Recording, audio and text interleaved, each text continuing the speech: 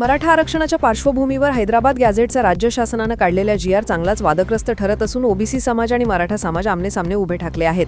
या पार्श्वभूमीवर आज मुख्यमंत्री देवेंद्र फडणवीस यांच्या अध्यक्षतेखाली प्रमुख ओबीसी नेत्यांची महत्त्वाची बैठक पार पडली.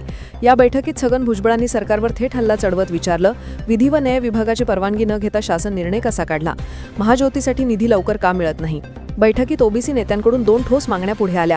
2 सप्टेंबर रोजी काढलेल्या जी.आर. रद्द करावा. 2014 पासूनच्या जात प्रमाणपत्राने जात पडताळणी प्रमाणपत्राची श्वेतपत्रिका काढावी. बैठकीत मंत्री पंकजा मुंडे यांनीही आक्रमक भूमिका घेत कुणबी दाखले जे मराठा समाजाला दिले जात आहेत त्यावर श्वेतपत्रिका काढावी अशी मागणी केली. तर विजय वडेट्टीवार यांनी जी.आर. रद्द करण्याची ठाम भूमिका मांडत 10 ऑक्टोबरला ओबीसी समाजाचा मोठा मोर्चा काढण्याची घोषणा केली.